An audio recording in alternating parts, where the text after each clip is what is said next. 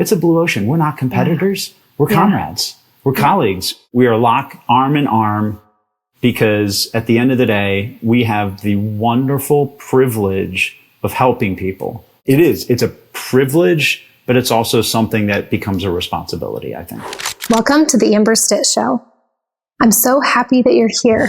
We're going to welcome you to the show, Brian. I'm so excited to have you finally on the show. I'm thrilled, Amber. Thank you for inviting me. Appreciate it. So I was thinking about our time together and that we really started bumping into each other at different conferences between NAFA, which nonprofit, for-profit, a little combination. You've done leadership there and still continue to do so. And then $1 Million Roundtable is also something that we are fortunate, gratitude to the fact that we can qualify and be there among all these leaders in our industry. But since my audience is not all in the financial industry, I'd love for them to know a little bit about what you're doing, especially in 2026, like what your business is so they can get to know you a little bit more. So let's start there, if that's okay. Absolutely. I always love talking about the professional life, and it's maybe a little bit more, I don't want to say complicated, but it's maybe a little more involved than I think maybe some of our peers are in the NAFA and the MDRT space. But our practice, it's led by my brother, my father, and I. We are kind of the primary practitioners. And for a while, the Haney Company was what we called ourselves. And so it was kind of a family-owned and independently operated financial practice concentrated on the majority of our clients are in one marketplace, the association marketplace. And we just are talking about the two affiliations of associations. It's how we got connected. So those types of organizations are most of our clients. We've spent just a considerable amount of time investing in that community, not just for business development, but because we really do believe in the power of association. We believe in spending time in the association space to advance leadership, to help associations grow their impact and reach. And what our practice primarily focuses on is employee benefits, P&C, insurance, retirement plans. And then I think we do a little bit of everything else and, individual life insurance. We help people with investments, all that kind of fun stuff. So it's a fairly eclectic mix of things that we do, but I feel like we're doing pretty much the same thing every time. We're trying to understand the organization, what its mission, what its visions are, what its values are, and how can we be a partner to making it be as successful as humanly possible. Well, when I met you years ago, I didn't know that you are in a family business. And I feel like sometimes people, that could be really hard to do that. And I want to celebrate it a little bit because I started with my father and my brother. I don't think you knew that. Maybe we talked a little bit, but now, we all have our different business models. You kind of synced up with family. We all have our different expertise in my family side, but let's talk about how that can be something that you can really leverage and have fun with, because I think sometimes people just talk about how it's hard in family. I think it's pretty awesome. My husband works with me, so that's kind of where I'm going with it. How has that benefited you all? And I'm sure it's hard too, but let's talk about that a little bit. Yeah, it's been really good. And I think the story is really the reason why I think it worked out was because it came together unplanned and unexpected. Now, I have a lot of, especially high school friends that I graduated with that are in family businesses themselves, where it was this kind of predictable, multi-generational experience. So I think that there's a wonderful place and space for all of that. But for me, especially in the way that, my father kind of parented us, he was just like, I don't care what you do. I just want you to do whatever fits you best. I want to see you be successful and chart your own path. And so that's kind of how he supported my brother and I growing up and in college. And as we kind of got into the professional arena, and it just so happened that, I fell into the financial industry. And then at some point, as I was trying to navigate my own way, and he had actually sold his practice and was kind of getting to a place where he was stepping away or considering whatever the next chapter was going to be for himself. I just kind of asked him, hey, if you got gas left in the tank and you want to work together, why don't we just see what that can look like and, see what comes out of it. And lo and behold, he was like, yeah, absolutely. And that was probably about as close to like the real conversation that we had. So because we came together as peers, not as a junior, senior, where he was trying to train me, because he tells people and us all the time, he's like, I don't know that I could have given you what you needed to be successful. Like, I don't know that I had that capability set to train you and all this other stuff. So the fact that I took those paths, the fact that I was already involved in organizations like NAFA and MDRT, and I was seeking growth and learning, connecting with industry peers, et cetera, those were key aspects. And then bringing my brother in, he was not in the financial industry at all. He was a professional videographer living in Atlanta. The running joke is it's one thing to be a starving artist. It's another thing to work for the starving artists. That's how far down you are on the food chain. Right. So really excited that he was willing to relocate, totally shift gears. And now he is a powerhouse for us. And all of us also, I think we work collaboratively, but we stay in our own lanes in terms of specialty. Different.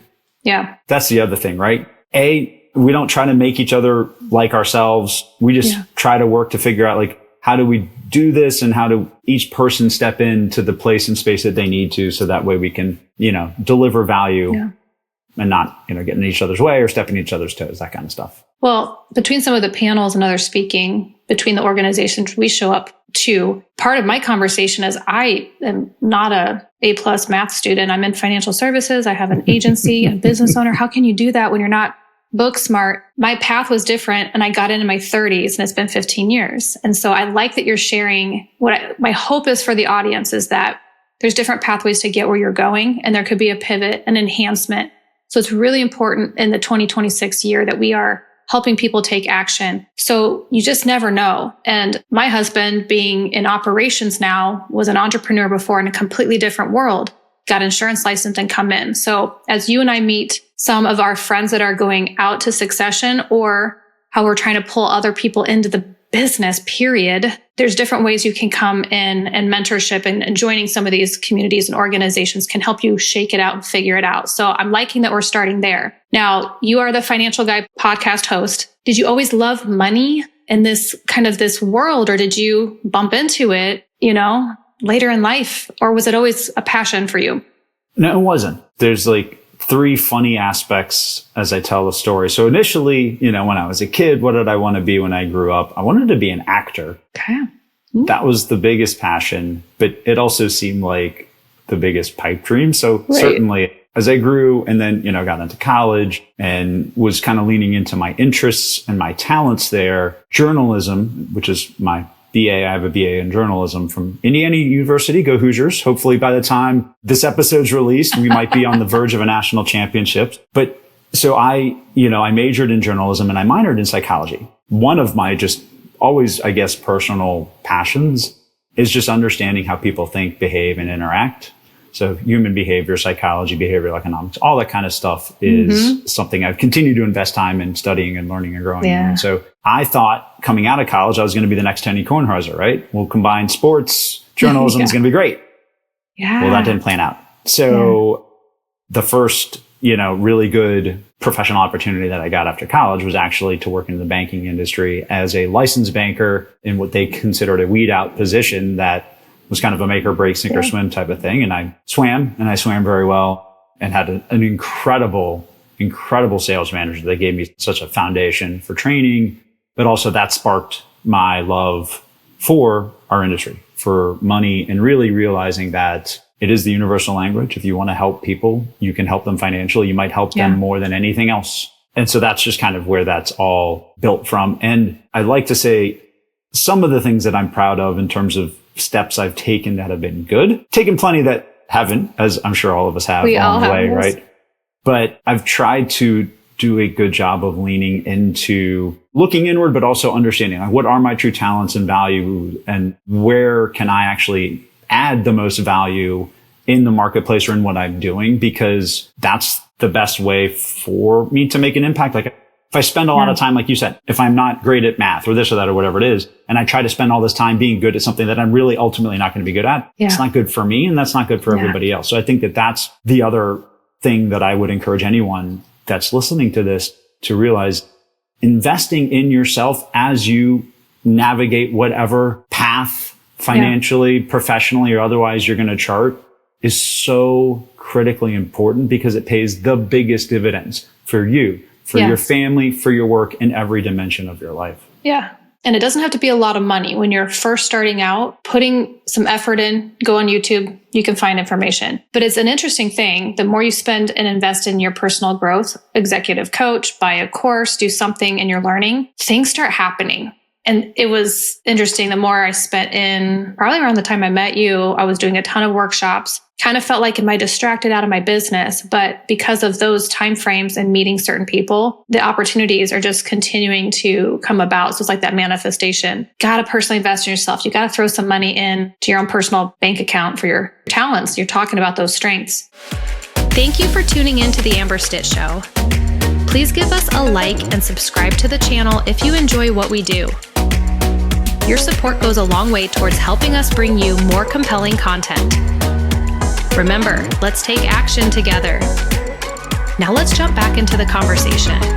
You know, you talked about a mentor at the bank. Do you think there's even a corporate ladder anymore? I don't think you were trying to climb it per se, but you had the opportunity. Do you think the industry's shifted a bit? I'm so glad you asked that question. And I'm glad because I think that this is a conversation, I know I'm having, but I think it's one that needs to be elevated. And I think we need to have it more across a lot of fields and industries because, part of my story is the fact that I came into an industry where at the time there were some semi-predetermined pathways that you could walk for professional advancement. But then the reality became very quick that the industry itself was going through changes and like doors closed and or what looked one way for a period of time stopped looking that way due to arbitrary things, right? Out of your control. Corporate shifts or whatever. And so while that was helpful to me as I shifted from one place and model that didn't seem to make sense for me anymore. I was creating barriers or ceilings that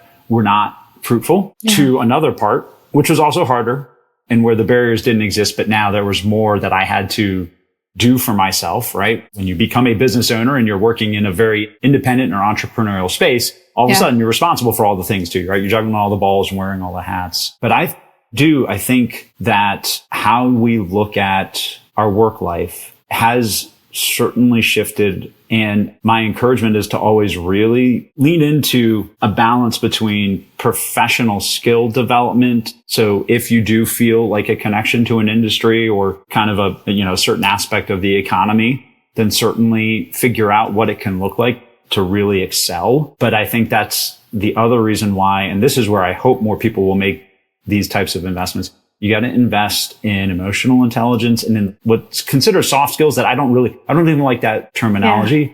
They're critical skills for life that help you actually show up better, because I would like to see a true study done on the cost of human stress in the workplace. That is not a skill set that we are really fully equipped with. How do we actually stand up, be mentally strong? How do we have a process for mental and personal and self-evaluation? We don't walk out of college or high school or anything with that. It's not given to us, and you really don't necessarily find it unless you intentionally know to go look for it, or you've had things happen to you and you're like, darn, now I'm in a ditch and I'm, cleaning up my own life. Those are skills that are as important as any of the skills that I've developed in my industry, any of the credentials that I have. Yep. And so I think it's just this duality of how do we invest in both sides as we continue to try to figure out where our place and space in life is. And it may just not look traditional anymore. And I think that that's the case. And that's the cool thing about the association space is that even as an industry, everybody that's in the association community always says, I fell into this.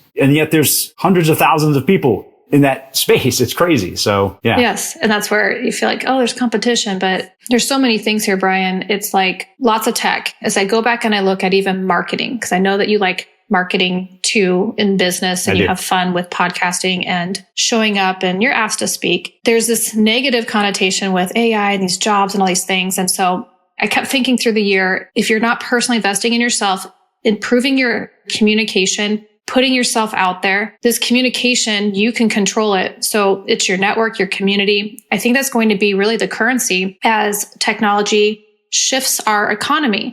And up until recently, there was always, oh, we're going to lose jobs. And then I ran into a group that really studies SEO, AEO, and really helping companies thrive there. And they're like, this is going to create this many more jobs. And I was like, thank you for saying that. You're the first I've heard is all fear factor. I really want to get your take on what you're excited about when it comes to technology in business now. But I want to share a funny story that something so tiny though, but we were in Hawaii at a conference and you're showing me your out of office. And you're like, it's just so easy. Just use ChatGPT and do this thing. And I'm like, okay, well, I know how to use that, but I'm reading the content and how silly, but you're a business guy, you're professional. And then I'm like reading this canned response and you're having fun with your clients. So this was just one iteration of using a tool, having some fun with clients. What are you excited about when it comes to technology for your clients now more than ever? I'm glad you brought that up. So the broad brush stroke that I paint over this question is it's the word brand, and it's in two domains, personal and professional, which are always intertwined, interconnected. Yeah. So I have a little out of office following, by the way. So because I tell everybody, I tell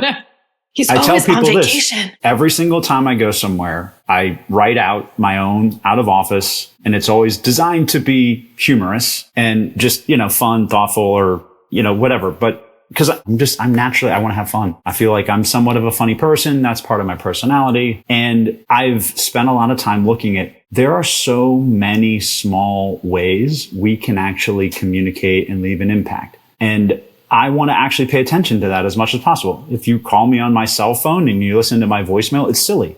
Like it is. It's really, I'll let you call me and then leave a message. And these are things that, again, I think in a technology, in a digital world where our attention has changed and we are confronted and will continue to be confronted with a lot of things that may not come through a personalized filter, I still always want to anchor myself as who I am and be true to myself. And any tool that I use, I want it to reflect me. I don't want it to take away from me. I don't want to disappear. And that's really, I think, a skill set as well. I'm not afraid of technology because, frankly, it's a part of, I think, the human life and condition. It's where we are as a species, if we want to be really biologically technical, right? So it's something, though, that like every tool in human history, it's incumbent upon the person using the tool for how impactful it can be or what it does to you, right? I've tried to personally and professionally stay ahead of the curve, learn, grow, become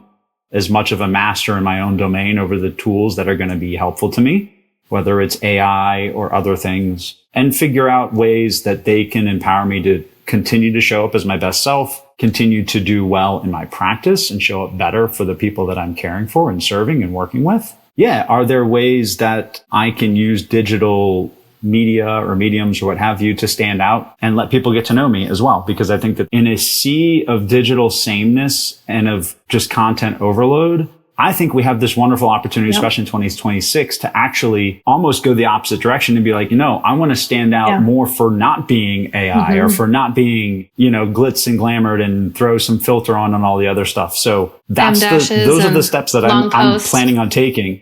Exactly.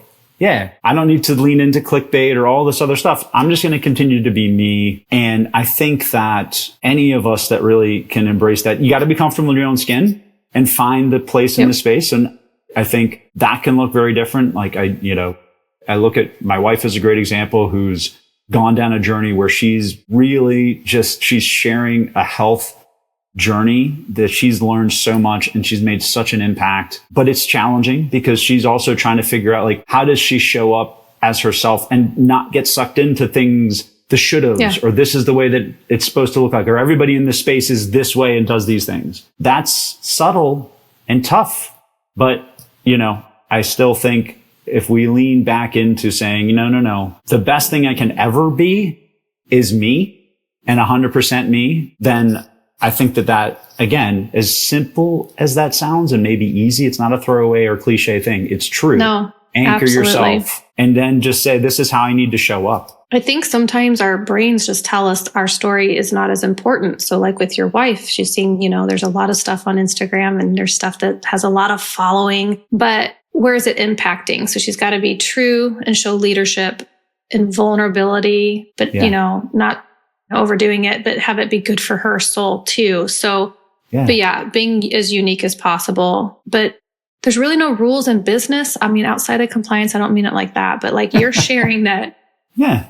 being yourself is so important. And it seems like a cliche or something like everyone kumbaya. But if something is kind of tugging at you when it comes to an idea, we talked about coming into a business that we never thought would be our thing. It naturally happened because we put effort in, and then things start happening and unraveling. And it's really important that I want to have people take action. Take action. That's where you're going to start to see differences. And you might not be able to understand the end point. I think that's okay.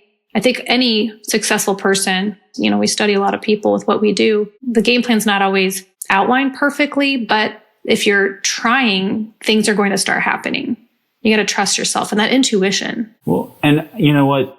I love what you just said, because I think that was another area where you and I are kindred spirits, right? I believe in, that saying that says, it's simple. A rising tide lifts all ships. That's obviously physically true, right? Like, we get that. My response to that, though, and what the truism for me is, and I think you as well, is, well, then I'm going to work to help get the tide to rise.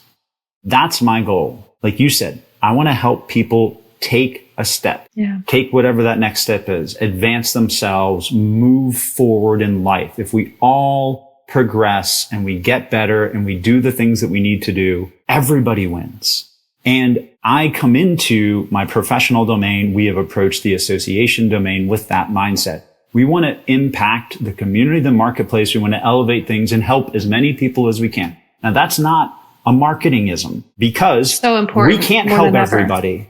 Yep. And not everybody's going to work with us. And that's not the goal or the point. We want to come in and leave value. So like the podcast, for example, and some of the content, the speaking and all that kind of stuff. I want to help people. Hopefully that's a resource. Maybe somebody listens to an episode and it allows them to solve things or see something and take that step. That's the whole point. Take a step, get maybe 2 or 3, who knows? But as long as I was able to participate in you moving forward and not staying stuck and being stressed and then feeling bad that you're stuck and stressed and feel like you should be somewhere where you're not, right? Let's just all come together. Let's focus on investing in the places that we find ourselves in. Where are the favorable relationships? Where are the communities? Yeah. And if we have that kind of a mindset where we're all trying to get the tide to rise, everybody's ship, including our own, sails. And it's a blue ocean. You and I in NAFA, in MDRT, it's a blue ocean. We're not competitors. We're comrades. We're colleagues. We are locked arm in arm, because at the end of the day, we have the wonderful privilege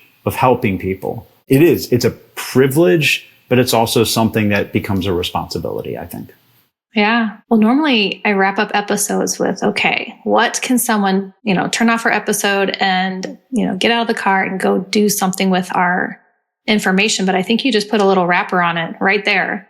Is taking action. And if it's like you're starting from scratch, I think if you just start allowing yourself some mentorship or plugging into the community, that's probably the easiest place to start, is go be around people that are doing something that you want to do. I agree with that. My own little encouragement to a lot of folks, because this is a part of my story that I've only really become comfortable sharing in probably late stage adult, probably the last 4 years. But be fearless at looking inward and making sure that you're able to be comfortable in your own skin. And if you're not, take that journey. Take steps to connect, whether you need a mentor, a friend, a therapist, all of the above. Don't settle for not being comfortable being yourself. Because that will hold you back in everything. You can be great in a lot of places, but if you can't show up as yourself, then I empathize. I don't want that for you. And I think that's another thing that I hope that's a message other people everybody can hear that, because we all, humanity needs the best version of us to be showing up on a daily basis. We don't owe it to anybody but ourselves. We're not beholden to anybody, and our story is our own. That's my last bit of encouragement. Like, please take that step too. And I'm cheering you on 100%. I am there. Go get it. Be amazing. You deserve it. Absolutely. Well, I love all of that. That's the foundation of our blueprint here, is focusing on talents is really encompassing. If you're not happy here in your heart, then it's going to be really hard to evolve and be able to have all the things that you would want for yourself or your family and friends. So I think we leave it there, Brian, for now. That sounds great. I'm good with that. Thank you. Thank you so much for being here. You bet. Thanks for having me. Thank you for joining us for this episode of The Amber Stitt Show. Please check out the podcast page at amberstitt.com for more episodes and content like this. Until next time, keep taking action on your unique path.